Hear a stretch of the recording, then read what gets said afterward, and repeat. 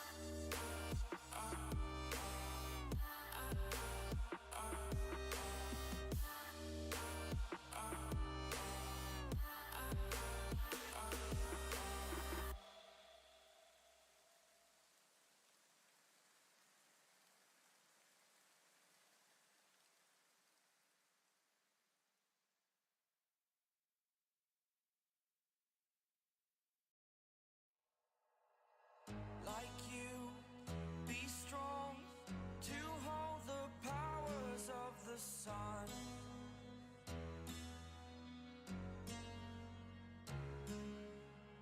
To dream, believe in strength. Now I'm the only one, only one.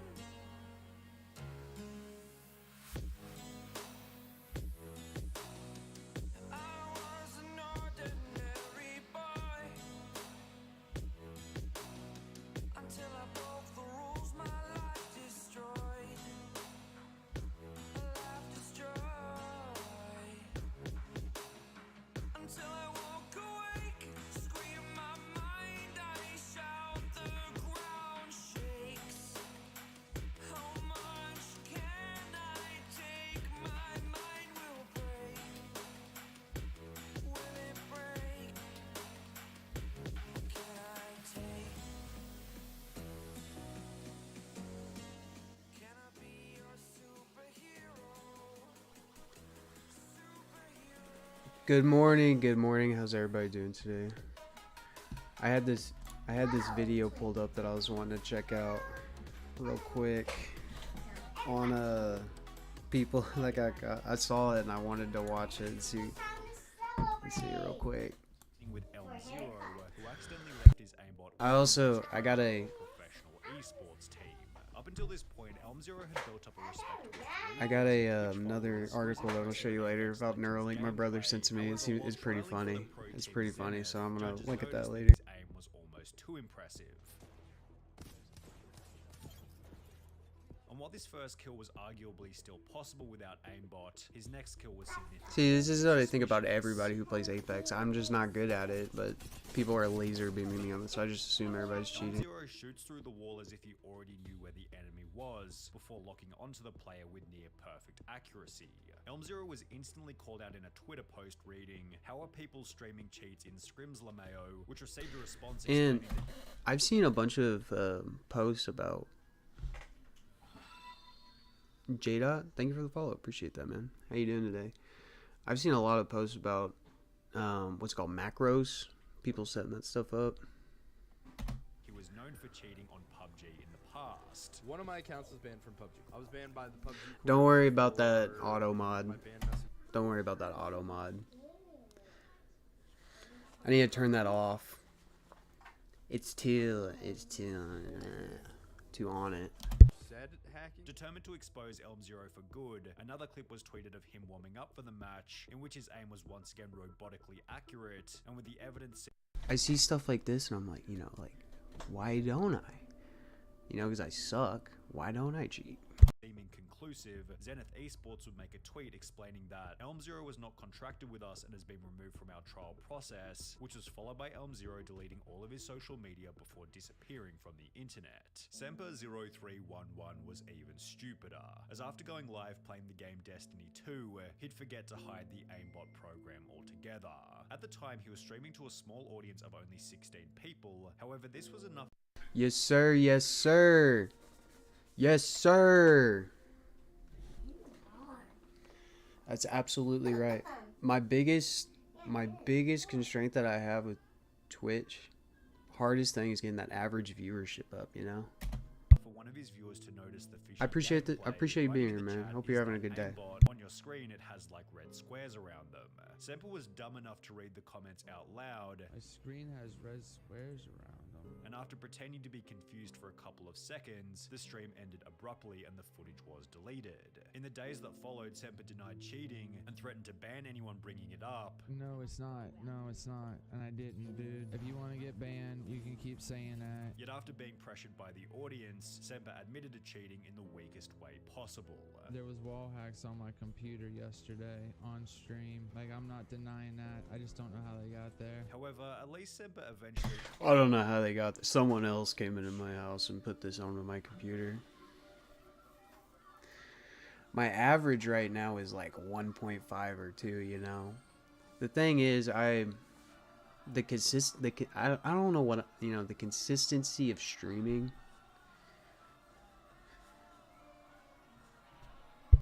Exactly. Because right now it's like, you know, 1.5, 2, 3. It goes up and down. I know they want you to average, I think, 3 for a month. But I'm just like right below that threshold. And yeah, that's what I'm trying to work on too.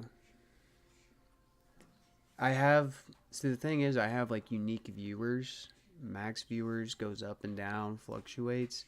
I gotta get these people's attention though, you know? I gotta get the people going. admitted to some kind of wrongdoing. I'm gonna be on for at least a couple hours, honestly, you know. As the next person blamed her cheating on a non-existent person. The streamer in question went by the name of Miss Q Gemini, and just prior to being exposed, she'd stated that people often called her a cheater simply because she was female. You know what's really sad?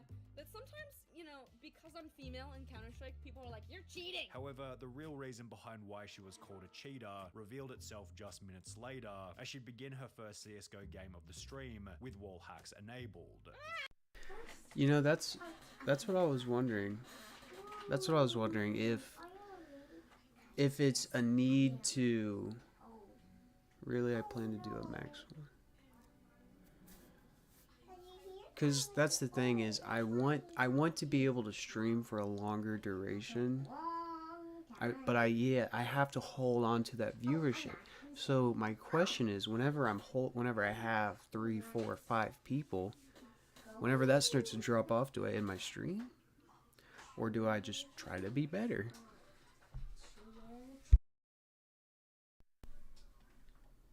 J-Dot, when I'm not streaming, I'm going to be watching you, man. I'm going to be supporting you, too. Because that's one thing about me. I grew up in a small town. I know that co-op. I know how that co-op is. I know we got to work together. What? They're mid. Mid.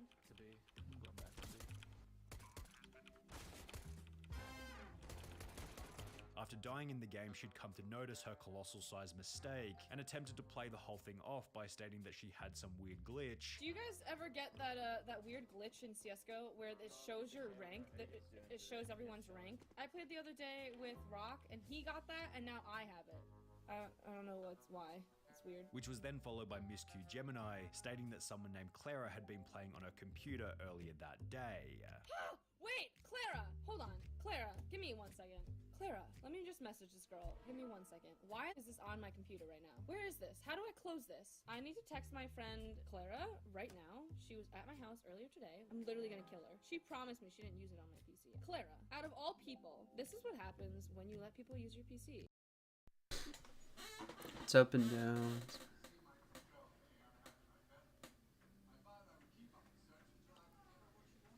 I think my biggest constraint is if I don't have, like, me and you, like, you're in the chat, we're bouncing back and forth, we're having a good conversation. I can talk and I can, you know, but if I'm sitting, it's hard for me to, like, create that energy, you know, organically without having someone to bounce off of.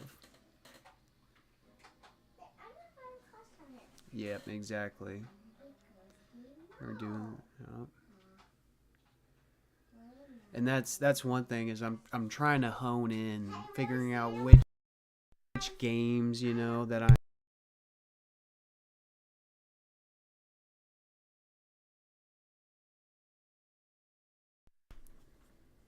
I appreciate that, man. I need that. I need the coaching. I need the mentorship. I need the know-how.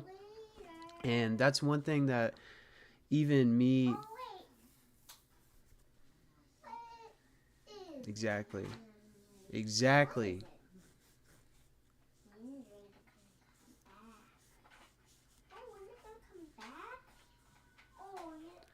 High energy. High energy is a good thing.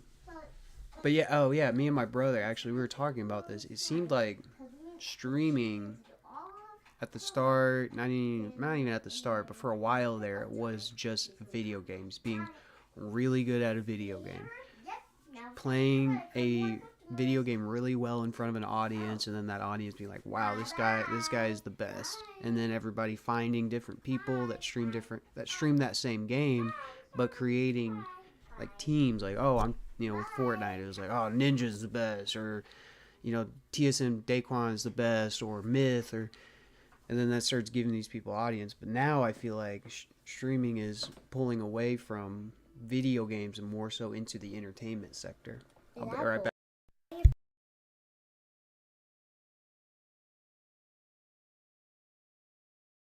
And this is my daughter.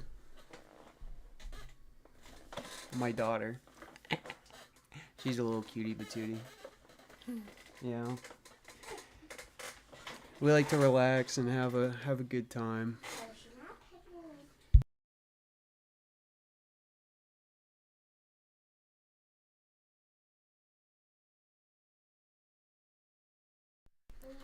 Yeah, your Kaisenats and all kinds of hype and whatnot.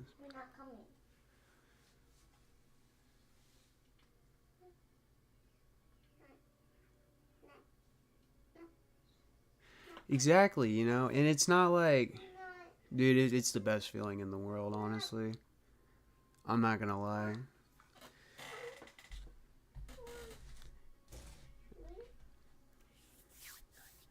Yeah, because, like, I don't want to, that's the thing, is, like, you see these big streamers and you see what these people are doing that are, like, getting them famous, and you're like, man, I want to be famous, but I don't know if I, want to do that. But they do stuff that's entertaining, That entertainment, I guess, is the biggest thing that I want to build something on, is entertainment, and just having a platform, to where I can come on and say what I want to say, make people laugh, put a couple jokes in there, have some skits maybe, just a nice little show for people to enjoy. But yeah, being a dad is awesome. I love it. Best thing that ever happened to me. Realizing that there was no getting out of this, Miss Q Gemini began to trade all of her items to a brand new account, yet unfortunately this wouldn't stop a Twitch ban, which happened later that day. And while it's certainly shameless to blame a friend for the hacks on your computer, it's not nearly as shameless as aimbotting during a professional CSGO tournament, which is what would happen in the case of Optic Forsaken. Forsaken had joined the No, and that's exactly it. Yep. That's exactly it. Why are we all fighting over having $1 million a month? I don't need $1 million a month, I don't have to be Aiden Ross or Kai Cenat or any of those guys. I'm just fighting to do what I want to do and make a little money and have a good time doing it, enjoying life, and then having fun doing it, making people happy, Indian Optic group in May 2018, and in the 5 games played after joining, Forsaken had always placed either second or first. While many assume that Forsaken was nothing more than a very talented player, it will be after flying to a But yeah, I like you a lot, man. Yeah, you got me in your corner. That's for certain. You got me in your corner. $100,000 prized professional tournament in Shanghai, China, that Optic Forsaken was exposed brutally. The tournament began with Forsaken taking large breaks in the warm-up rounds, as if he was trying to set something up on his computer in the background, yet it would only be after the main matches began that Forsaken's plays became incredibly suspicious. This first strange flick into the ground was followed by countless examples of him locking perfectly onto the enemy,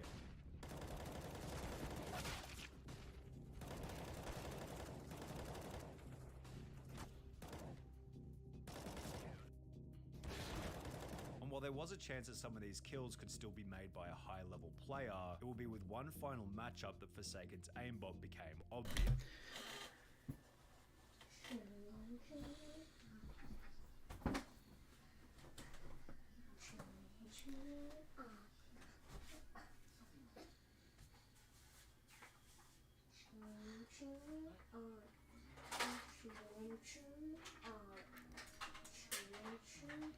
Dude, I've honestly though, like that's,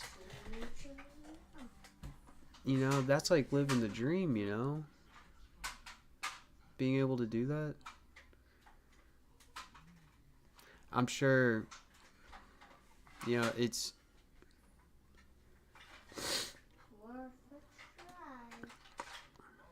hang on, I'm reading them all.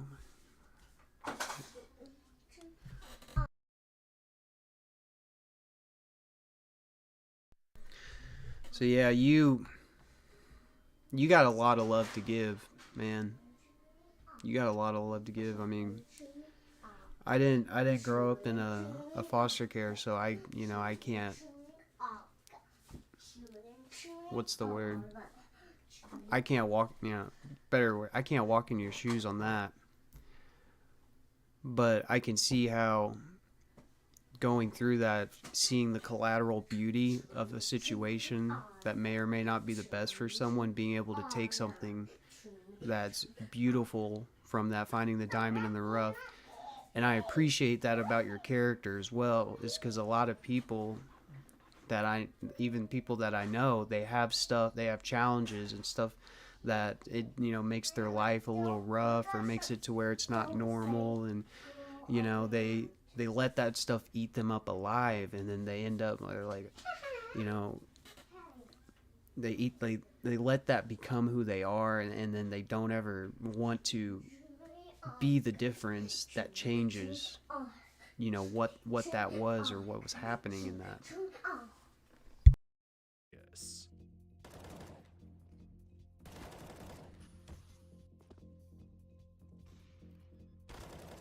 After locking onto the enemy through a wall, event organizers called a timeout, and officials made their way over to Forsaken's computer to figure out if he was cheating. At first, Forsaken refused access to his computer, however the officials would ignore this and look anyway, during which Forsaken kept pushing them away from his computer while he tried to delete the aimbot right in front of their faces. Despite having traveled all the way from India, Forsaken and the whole Optic team were instantly disqualified from the tournament, which became even worse when Forsaken issued a public statement explaining that neither his team, manager or coach had even the faintest idea that he was hacking. The scandal eventually resulted in Optic India shutting down altogether, but Forsaken isn't the only person in this video to cheat in a professional tournament, because during a professional Fortnite tournament with a 500,000 You're the best, man. I appreciate. I really, I really do, because it's something it's something I've been trying to do. It's something that I've been working on for a long time. I don't stream every day, but I stream a lot.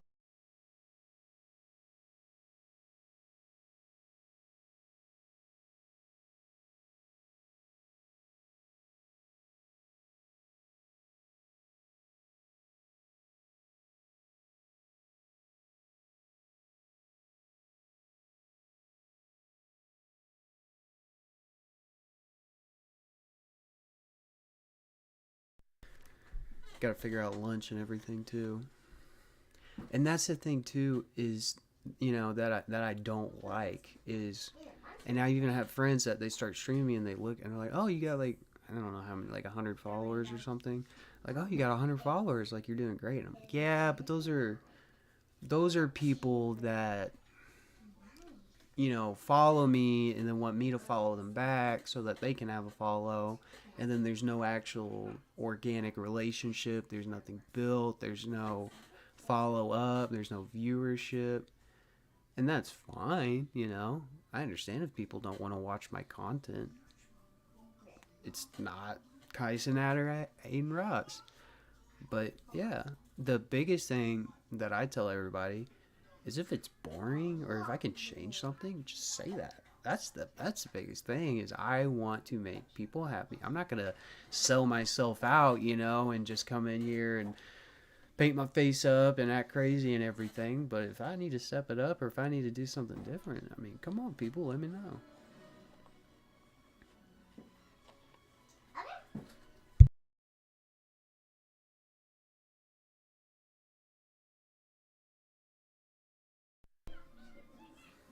I do need to, that is one thing that I need to establish a little bit better, is a more consistent schedule.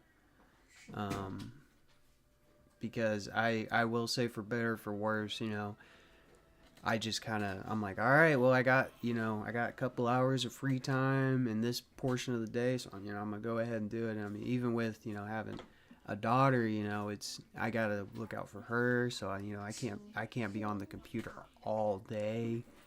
It's like I gotta get her breakfast, play with her a little bit, do my thing while she's doing her thing, break off, you know. And so consistency is something that I can definitely hone down a little bit better.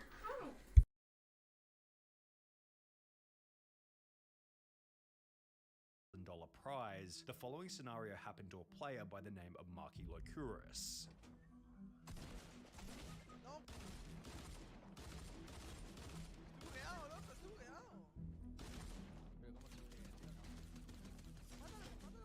Despite being down and finished countless times by his opponent, a glitch prevented Marky from being eliminated. Whilst being revived, Marky told his teammate to keep quiet about what had happened, which was followed by the two unfairly killing the player who had downed Marky originally. After continuing to play normally, Marky was approached by event organizers who asked him to leave the match, yet he'd refused, stating that what had happened was a glitch and was part of the game. While he would eventually give up and leave, this prompted discussion online about whether Marky had cheated or not. See, that one's a little iffy, because if it is a glitch in the game and I don't think he is cheating. they don't explicitly say like, hey, no glitches in this tournament or anything like that, then I don't know if that's cheating. It's definitely pushing the boundaries of the rules and everything, but I don't know if it's cheating. I think he just went with it. All these kids saying he wasn't cheating. He knew he wasn't taking damage and got revived, and continued the game even though he should have died. That's considered an exploit and is cheating. Fun fact, the first clip was actually a glitch, but he decided to abuse it. There was certainly an argument for whether or not Marky's behavior constituted cheating. However, the same couldn't be said for Captain Baldy, who accidentally showed his aimbot whilst trying to prove that he wasn't cheating. Up until this point, Captain Baldy had built up a Warzone kill-death ratio of over 2, yet similar to the Apex Legends player in the beginning, Captain Baldy would be called out on Twitter after locking onto an enemy who was running behind a wall. Another clip then surfaced where Captain Baldy displayed suspiciously accurate shooting,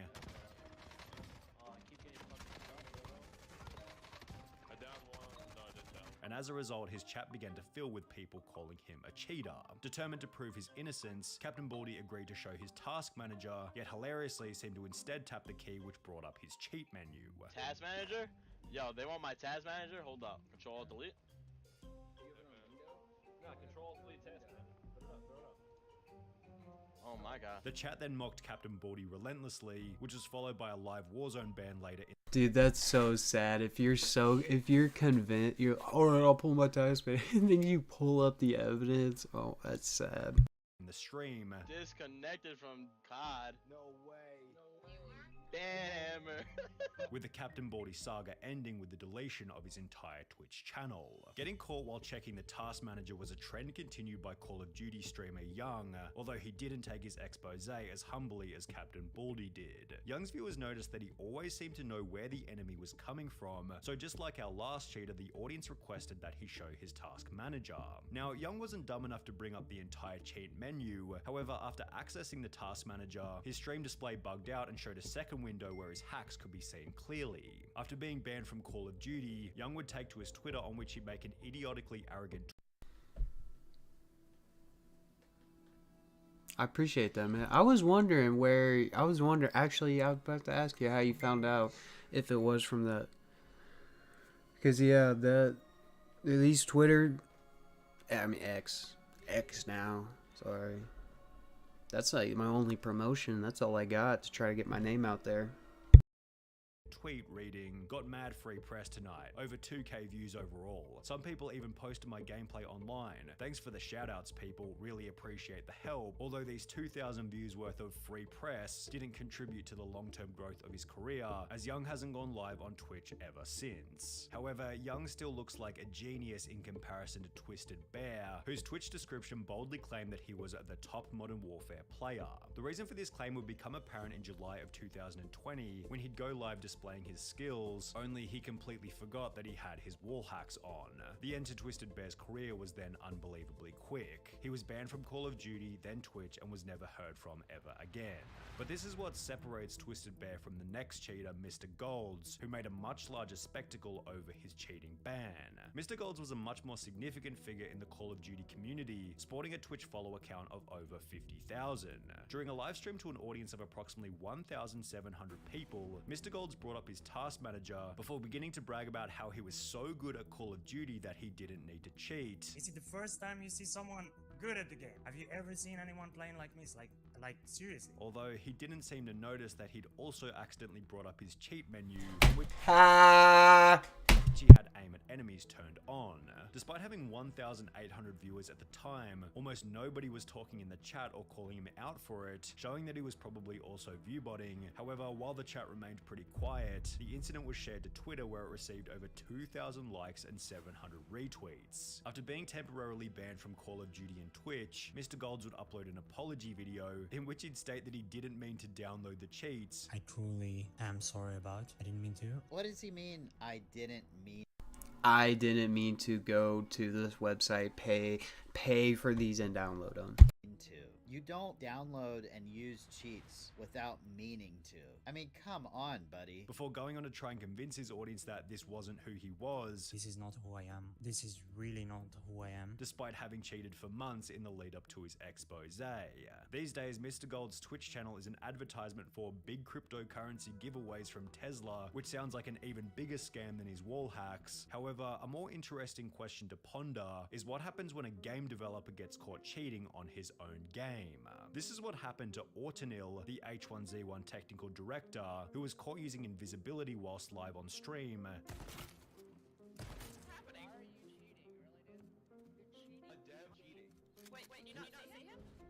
You can't He said, oops. see me? Oh my god, am I hidden? Oh my god. Yeah, judging from his reaction, the cheat had definitely been left on accidentally. Oh my god. I'm so sorry, guys. I'm so sorry, guys. Damn, I actually feel for the dev. You can tell he felt really bad. Poor guy, lol. However, there was absolutely no accidents coming from FaZe Jarvis, who was given a lifetime ban on Fortnite after cheating publicly. On the 4th of November 2019, FaZe Jarvis would upload a video titled "Fortnite Gave Me Aimbot," in which he'd explain that he was given hacks by an unknown person in random duos. Something crazy actually happened. I got in a random duos game and he was telling me like he can get aimbot and everything. And that he was going to test the hacks for his video. This is what happens. Look. Aimbot, FOV, aimbot. I don't know what half this stuff means, but it's actually about to be lit. We're about to pop off. Over the following 7 minutes, Jarvis lit up every single person in the lobby with his insane aimbot accuracy. Oh my gosh, man. Oh, oh. I'm sorry, what? I'm sorry, what? Whilst explaining that he was using a new account and a new computer so he wouldn't get banned. Obviously, I don't want to have aimbot on my main account. I had to go on a new PC. Like, I don't want to get my main PC banned. Jarvis finished the video by once again reiterating that you shouldn't hack and that his dummy account was most certainly going to get banned. Never use aimbot, okay? Never do it. You're gonna get banned. I'm 100% gonna get banned on this account. Yet he probably didn't expect that Fortnite would watch his video and ban every single one of his accounts permanently. In the days that followed, Jarvis would upload a new video titled "I've been banned from Fortnite, I'm sorry," in which he'd explained that he could no longer play the game. I've actually been permanently banned on Fortnite for... This is the guy that everybody was making fun of because he cried. But I mean, if he genuinely was just downloading hacks to show, I mean, it's not like he went to a tournament or went somewhere to where he could win money like some of these other guys and then implemented that in a tournament. Dalen, you better watch what you say with that mouth. Huh? What did you say to me? Your mother's in the chat talking to me.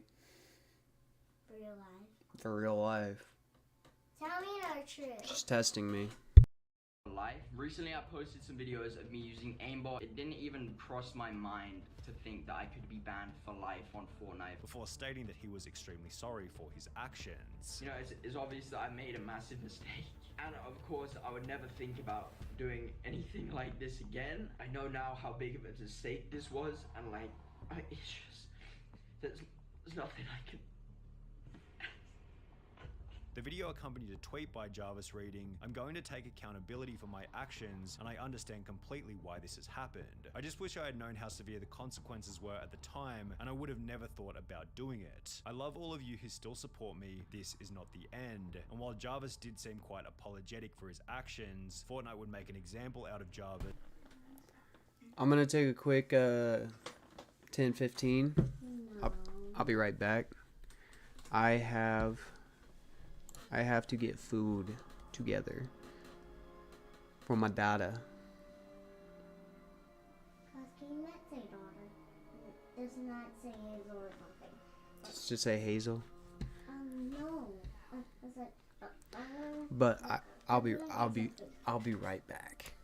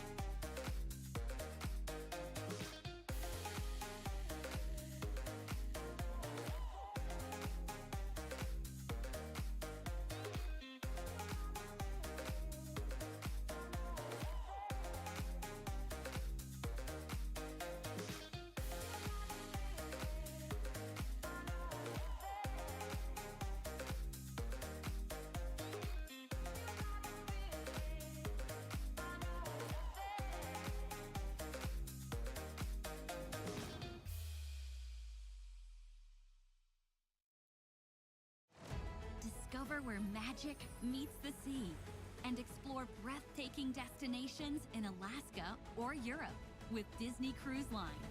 Book an adventure-filled summer Disney cruise today.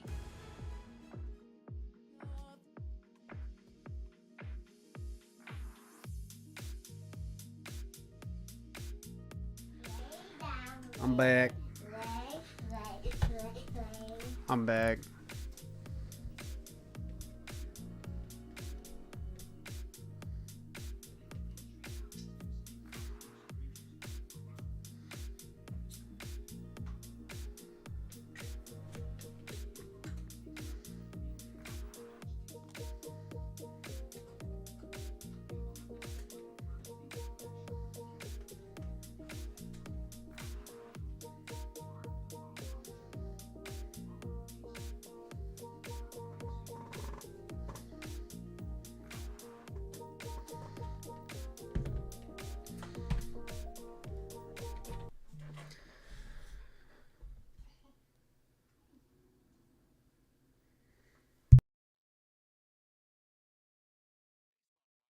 by banning any new accounts that he tried to create. The interesting thing is, Jarvis's punishment was still less severe than Super Fast Jellyfish, who might have the craziest cheating story in this whole video.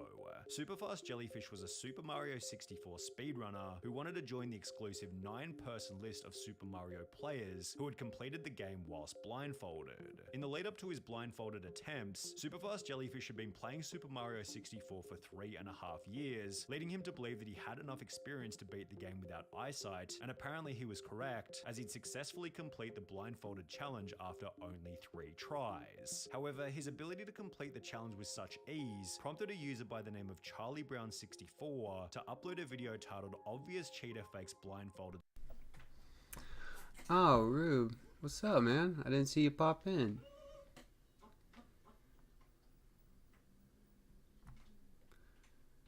Rube, Jada, we got the two amigos in the chat.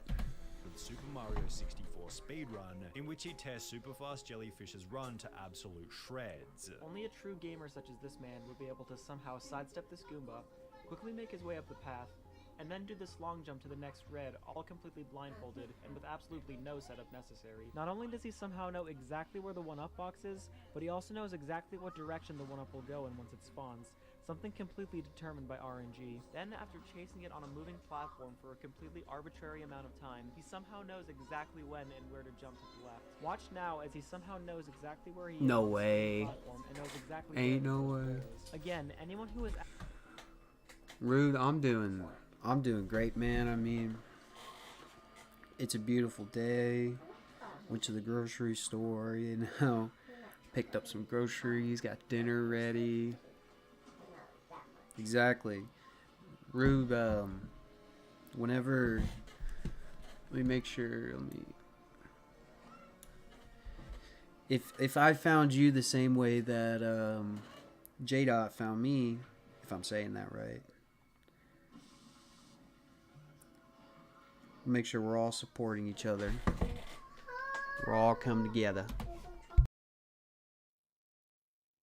actually blindfolded here would have probably just kept holding left and run off. I actually do have one thing that I want to show you guys since I have you guys in here. This is one of my prized possessions.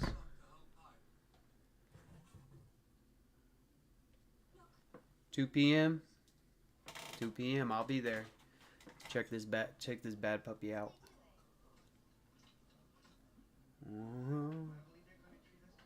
I don't know if we have any Halo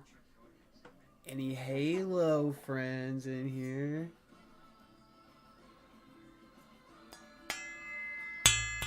Hear that? Hear that? That ain't plastic, buddy. I keep this. Yeah.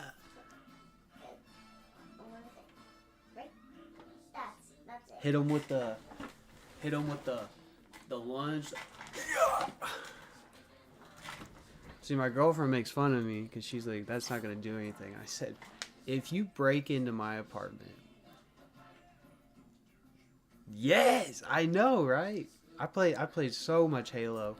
This is actually a gift from my brother. Could you imagine somebody's sneaking in your apartment and they're like looking around for stuff, and you just see me come down the hallway. For the Covenant! Yeah! But yeah, I love this thing. I keep it right next to my computer at all times, just in case. Dude, and the thing about Halo 2 is, so I grew up in a big family. I had a bunch of, like I'm number 6 in a family of 10. The amount of time that we got on the Halo, 4 controllers, duked it out local, just 4 people on the same stream, split screen, trying not to screen peek, but inevitably you're gonna look, just duking it out. 2v2 Slayer's Infection. I didn't have internet. I didn't need internet. I know, right? I didn't need internet. I just needed whoever I was playing against to not look at my side of the screen. See, they don't know about that. Everybody's got their own system. Everybody's got their own TV.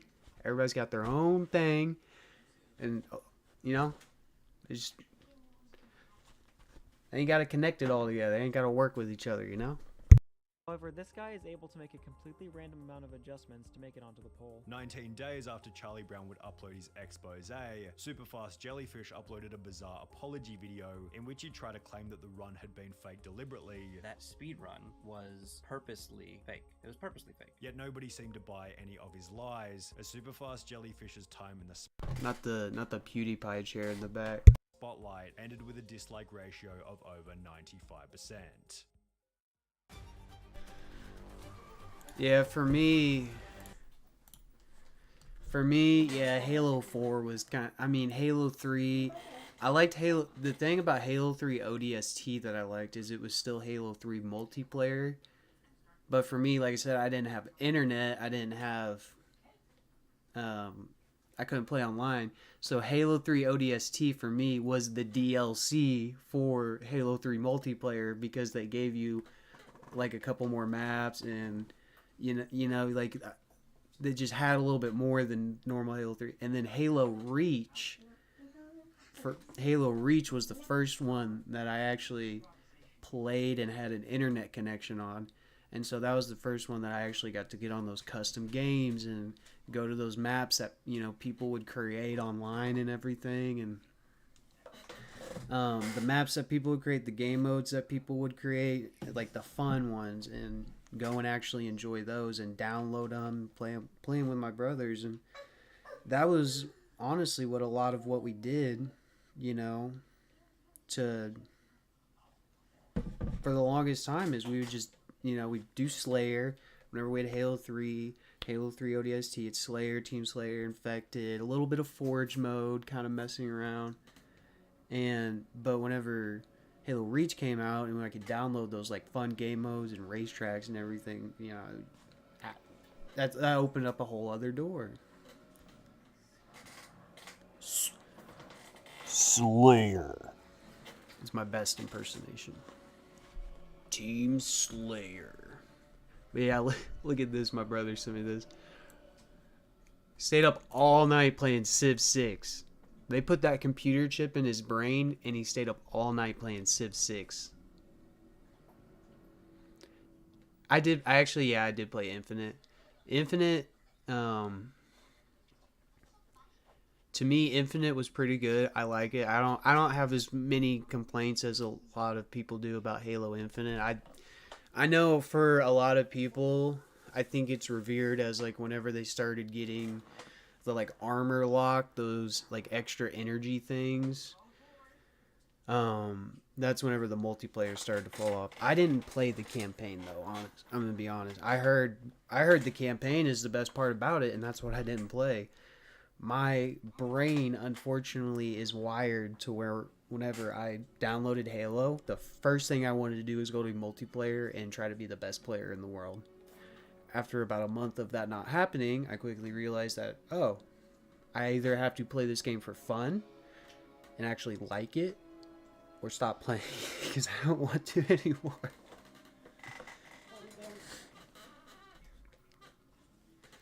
Yeah, and my thing too is with Boulder. So I play Baldur's Gate 3 a lot. Baldur's Gate 3 was a game that I could play by myself, but for the most part, whenever I game, I like to game, like with other people, co-op, and stuff like that. And the funny thing too is, about 2 weeks ago, I probably spent 8 to 10 hours of my life because there's let me see if I can find it. And these videos these are actually pretty good. The Halo lore is actually pretty good. It's a good story. I don't know if you ever read the books. The books are good. I didn't read all of them. I only read like 3 or 4 of them. But the Halo books are really good. That to me, that's one thing, that's why I fell in love kind of with the game and that's how I fall in love and start liking games a little bit more, is whenever there's backstory, there's substance to the gameplay. It's not just me dropping in a game, shooting people. Oh yeah, these aliens that a dev created, it came out of a guy's brain. There's a story.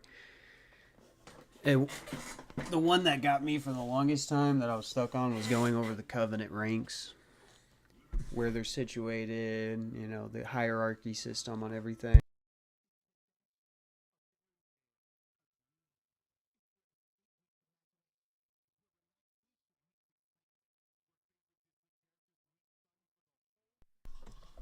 He has shared new details on his recovery and experience of living with experimental assistive tech, which has allowed him a great level of freedom and autonomy, including the ability to pull an all-night airplane.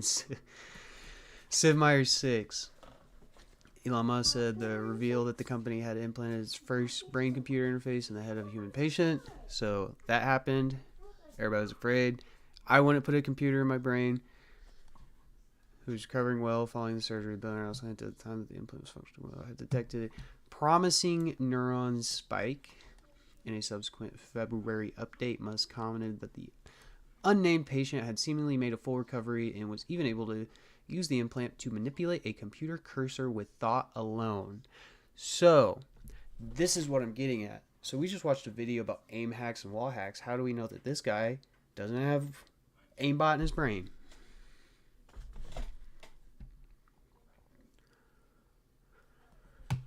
9-minute live stream in which 29-year-old used the technology to play a digital version of chess while discussing how living with the experimental aid has changed his life. Let's check this out. Alright, we should be streaming live. Oh, it's 9 minutes. Audio coming through. So he's playing this from his brain.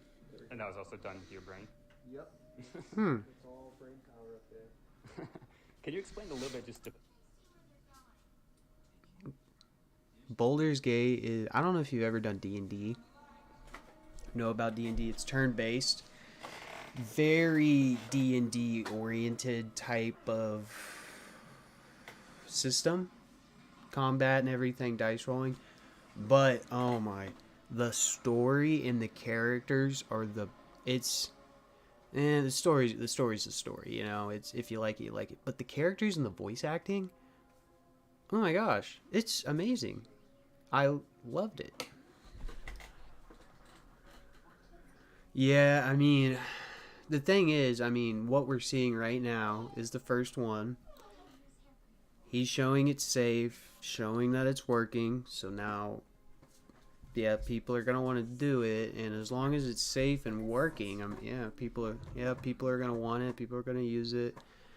There's always gonna be the fear, like I said, for me.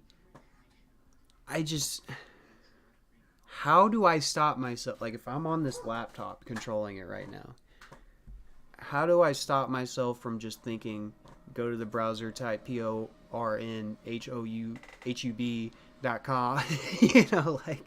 keep those thoughts away. How did you stop that from happening? To people who maybe don't have any context on this field or what's going on here, how are you able to actually move the cursor? Yeah, so we started out with trying out a few different things. We basically went from what we call kind of differentiating like imagined movement versus attempted movement.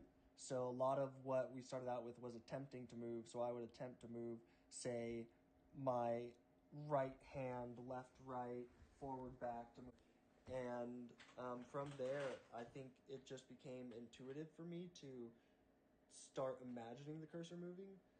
Basically, it was like using the force on a cursor, and I could get it to move wherever I wanted. Just stare somewhere in the screen, and it would move where I wanted it to, which was such a wild experience. This guy wants to know if you feel like a wizard.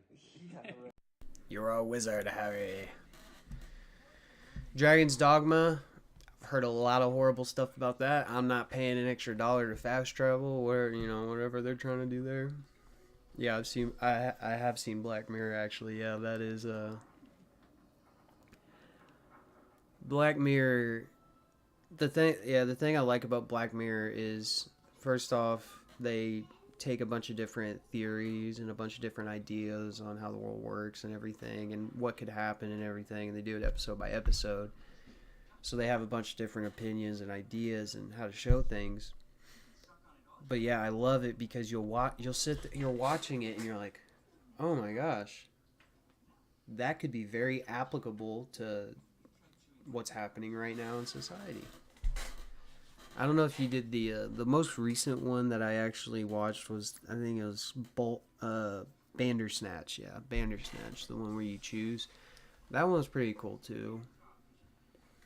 You could basically decide what's happening. And what cracked me up is the character, he's sitting there and you're deciding on whether or not he's basically kind of figuring out that he's like, oh, someone's controlling me, someone's making decisions for me. And he's sitting at his computer, and you get the option of bringing Netflix logo up on the guy's computer. He's like, Netflix? What's Netflix? And the guy loses his mind. It's funny. Control an on-screen cursor, play a game of digital chess.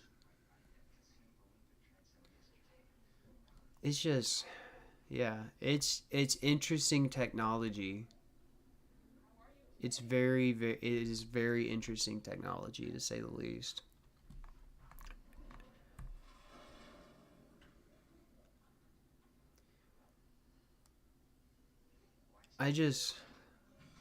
Obviously, you're gonna have questions. You're gonna want to know. My question is, can that be hacked? Can the Neuralink be controlled? I'm sure that's what a lot of people are thinking. Can it be controlled by some outside force, by somebody wanting to, like I said, just take control? A lot of variable. I mean, with everything to change society, anything that stands to bring on a new age of technology or change things, if there's money to be made, we have to keep a close eye on it.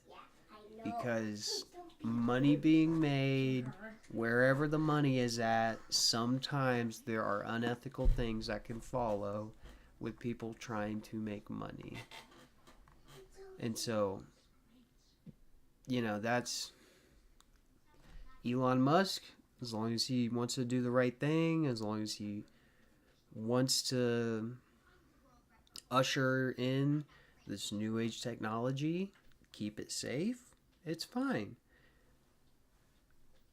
I just know that there's people out there that like control and like money and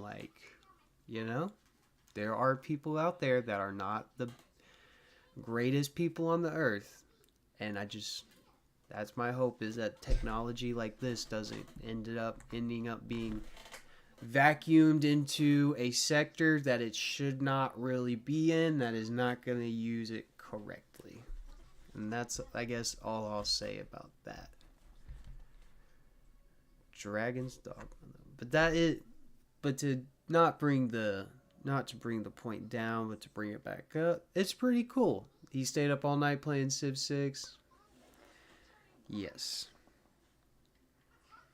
And some people make money ethically, and some people make money unethically. And we are very ethic people. We try to be ethical.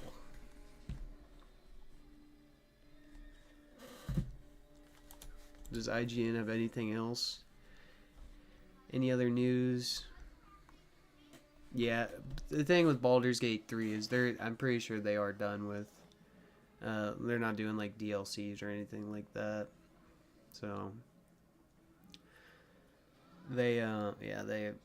Baldur's Gate 3 is probably at its end. They honestly didn't expect it to be as big as it was gonna be. It became a really popular game really quick, and I mean rightfully so. Ark, the animated series.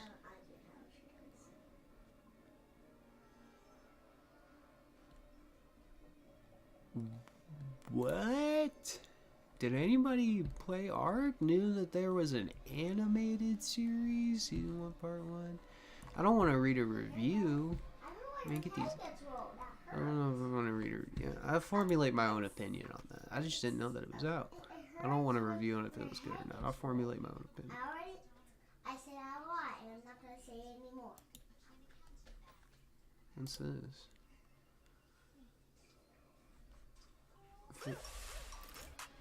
Monkey Man? Is this a new movie coming out?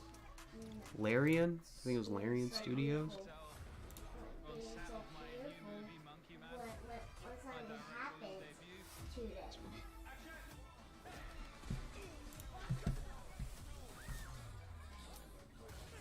Oh, it's like, yeah, John Wick type. There's the club scene. Gotta have a club scene.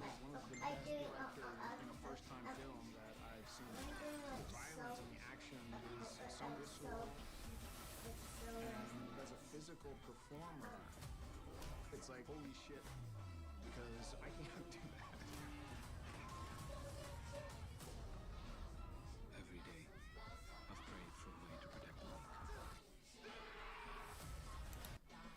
So, I don't know if anyone here has ever seen Key and Peele, but Jordan Peele and Michael Key,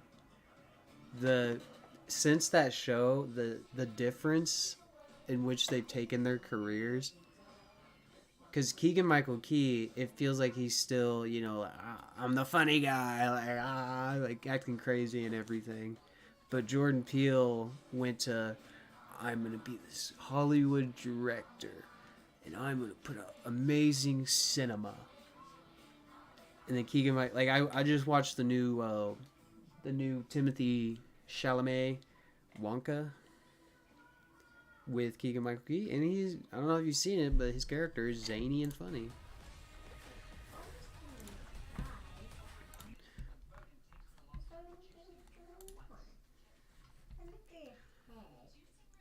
Interviewing Outcast. What do you guys say about Dragon's Dogma? That's what I want to see, because I've heard so much bad things about that. Who's a trusted... Feels like the perfect story. Here we go. Why are people mad? That's what I want to know.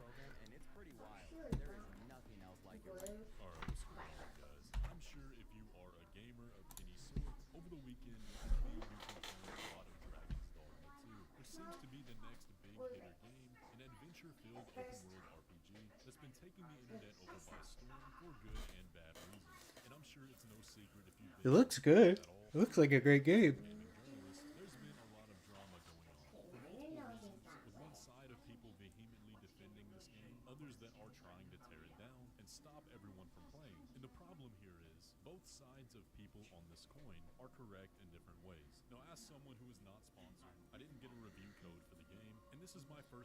It looks good. It looks like a really cool game.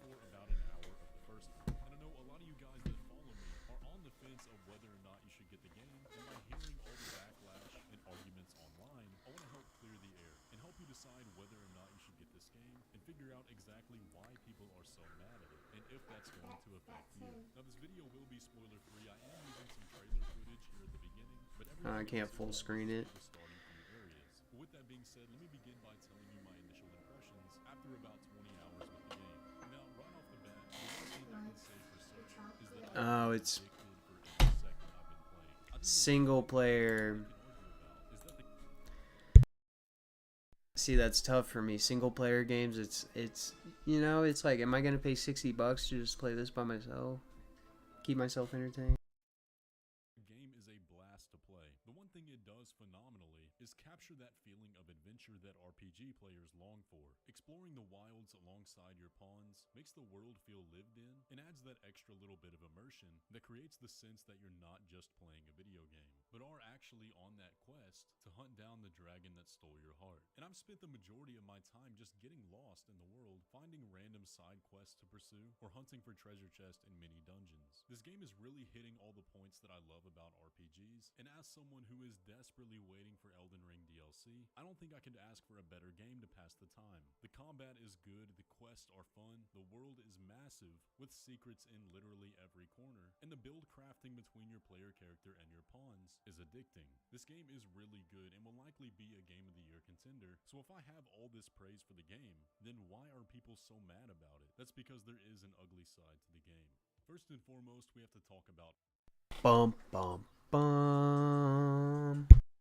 performance, because this has been a big debate. Now, I've been playing through the game on Xbox Series X and have for the most part held a fairly consistent 30 FPS. Now, personally, I think we're way past the point of games being acceptable at 30 FPS. It's 2024. The technology is more than capable of running every game on the market at 60 and higher. And I know it's definitely possible for this game because there are random points throughout where it'll jump to 60 FPS. If you're wandering through one of the main cities in the game, you'll have consistent fluctuations between single-digit frame rates and high 60s, and this does appear to be a problem on every platform, which simply means that the game is not.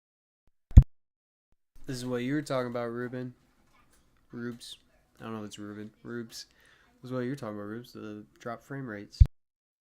Properly optimized, which the majority of players would like to be the case. Now, personally, I'm not a big performance stickler. It doesn't bother me a lot, but it was initially jarring to turn on a next-gen console and have such poor performance. Does that prevent me from enjoying the game? No, not at all. But I can understand how some people would have such a negative reaction when playing a game in 2024 and experiencing this. Now, I do understand that there's a mod on PC that can fix your frame rate. I'm not entirely sure of all the mechanics of it, but there's no reason you should have to download a mod just for the game to have a stable frame rate. Now, that's definitely not a reason I think anybody should skip the game, but it is something that a lot of people were not happy about. Now, combine that with the next point, which turned what could have been a perfect launch into a firestorm.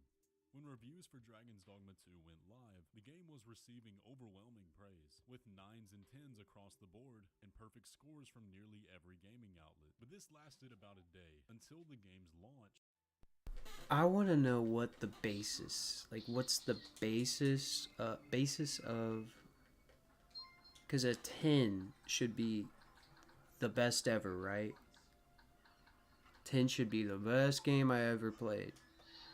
So how can these game review companies just like, I mean, I know they probably get paid and, you know, like, hey, here's a game, you know, here's a specific copy of the game that runs well on this PC, review it. They don't have any issues, but when fans began exponentially review bombing it, driving the Steam reviews all the way down to mostly negative, not because of the game itself, but because of the game's microtransactions. People were very quick to discover that there is a laundry list of microtransaction options that the player can purchase in addition to the $70 price tag of the game, with 21 different in-game items that can be purchased with real money, some even being advertised to make the game easier. So of course when players saw this, their first instinct was to freak out, because the idea is absolutely ridiculous. 21 different microtransaction options in a single player game that already has a $70 price tag. The sound of that is absolutely insane. And to make the situation much worse, when you read the effects of these items, they sound like the most basic RPG features that any game would have, such as an item that allows you to fast travel, one that allows you to change your character's appearance, another that allows you to restart your save file, and currency that can be used to summon additional pawns. You have to pay to restart your save file? Excuse me? Rubes, You've been great, man. I appreciate you being in the chat. Oh no.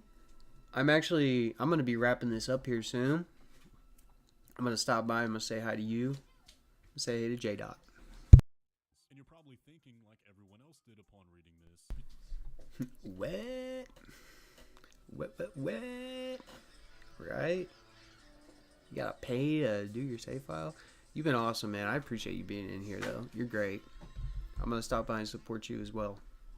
telling me they're selling all these basic and essential features as microtransactions when you already paid full price for the game? And the answer is, well, yes, but there is a catch. The nuance here is that all of these items that are up for sale as microtransactions are incredibly common in the game. You find them very frequently as soon as you begin exploring, and unless you're someone that doesn't want to engage with the world at all, then there's literally no reason to buy them. The fact of the matter is, So you don't have to buy them. Well, the save file, I'm wondering how you find a save. I don't know. Maybe there's not. I mean, it's an item, I guess. Absolutely, man. I'm going to be here to support you as well. That's what we're all here doing. I mean, just helping each other out, trying to make our dreams come true, man. you will obtain many of these items through natural play, essentially making these purchases entirely useless. You would be hard-pressed to find a worse way to spend your money. But the question is, does that make it okay? And there were an equal amount of people on both sides of that, saying that it's not a problem because they're essentially useless, and Capcom has been doing this forever, so who cares? And other people review bombing the game because of it. Now, here's where I stand. Personally, I think this practice should be illegal. I don't care how useless the microtransactions are. If you're charging full price for a game, you should never have to pay more money unless you're buying an expansion that adds all gameplay elements. Here's the thing with me about the legality of if they can do this or not. They're putting out a product that you can decide if you want to buy or not. If you don't want to buy it, don't buy it. I don't think it needs to be illegal. I don't think it needs to be illegal for a gaming company to make a game that has 1 million microtransactions. Because a company can make a game, charge $120 for it, and then, you know, say, all right, now every 60 minutes you spend on the server costs $5 to a billing account or whatever. If it's a bad game, nobody's gonna play it. Nobody. But if it's, say, if this is like the next VR Ready Player One game, yeah, people are probably gonna buy it. That's the thing, is like, they put out these games that people don't agree with and people still buy them, and then they're like, well, it should be illegal to do this. Like, do your research. I haven't bought this game yet. That's why I'm looking this up to see if I even want it. And I don't support the model, so I'm probably not going to get the game, even if it looks like a really cool game.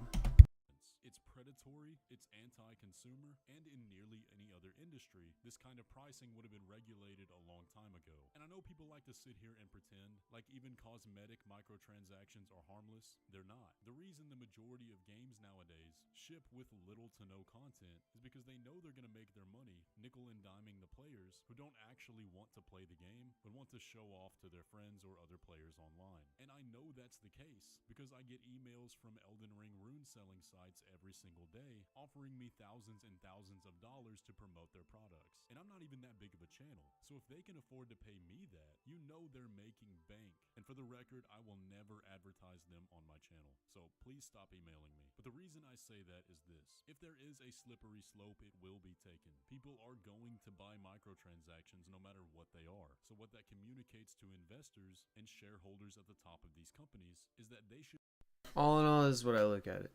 This is the way I look at it. Do your research.